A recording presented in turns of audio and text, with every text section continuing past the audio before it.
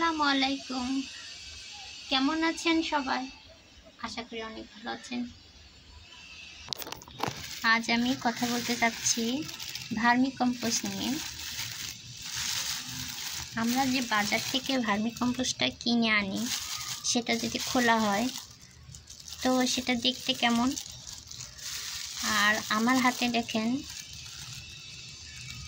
Vermi কম্পোস্টগুলো এত সুন্দর, মনে হচ্ছে যে চা পাতি, এতটা ফ্রেশ যে বলার বাইরে।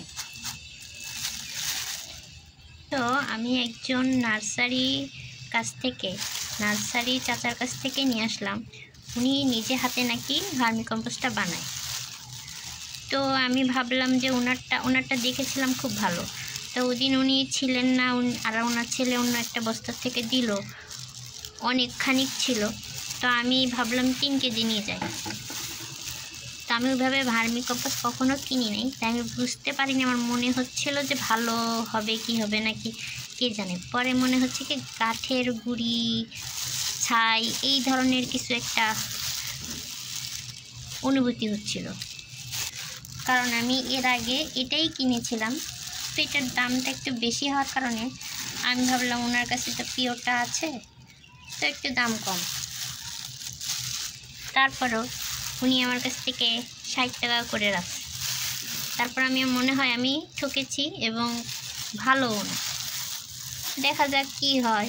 এখন কিনেছি তো দিতেই হবে। এর মধ্যে আমি শিংকুচি, হাড়ের গুঁড়ো মিক্সচার করে রেখেছি, এই জন্য দানা দানা লাগছে। কিন্তু ওনারটা দেখেন একদম মানে ছাইয়ের মতো, কাঠের গুঁড়ির মতো এরকম দেখা যাচ্ছে, একদম ছাই যেরকম থাকে ওরকম। আর এইটা দেখেন কত সুন্দর আর কত ফ্রেশ। আমি কাছে দেওয়ার জন্য শিংকুচি, হাড়ের গুঁড়ো, ভার্মি কম্পোস্টটা মিক্সচার করে রাখলাম। আর সেটাই আর কি এইবার ফুল আসার জন্য যে কাজটা করতে হবে, মানে সারগুলো আগে থেকে একটু রেডি করে, আমার সময় হাতে ছিল না, যার জন্য আমি রেডি করতে পারিনি। এখন করলাম।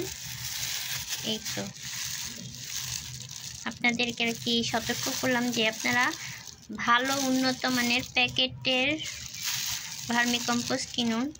অযথা নার্সারিতে যে ঠকার দরকার নেই। তারা 100% সত্যি বললেও তাদের যে একটা মানে নৈতিকতা থাকবে, সেটা তো আপনি বদলাতে পারবেন না। সেই কারণে আমার মনে হয় ভালো উন্নত প্যাকেটের ভার্মি কম্পোস্ট নেওয়াটাই বেটার। দেখে শুনে বুঝে, দাম একটু বেশি হতে পারে কিন্তু তারপর আপনার কাজ করছে। এই ধরনের জিনিস দেওয়ার সাথে সাথেই কিন্তু এই ভার্মি কম্পোস্ট আমি 1 বছর আগেও কিনেছিলাম, 1.5-2 বছর আগে কিনেছিলাম, তখনও খুব কাজ করেছিল। তো আমি আর পরে কেনা হয়নি, তখন দামটা একটু বেশি ছিল বলে। তা আমার ভুলের কারণে আমি পরে খারাপ জিনিসই নিয়ে আসলাম। সেটাই এখন আফসোস যে আমি এটাই বেশি করে নিয়ে আসতাম, তাও ভালো ছিল। আপনাদের সামনে আমি আর কি সত্যতা তুলে ধরলাম। ওকে, আজ এই পর্যন্তই। আল্লাহ হাফেজ।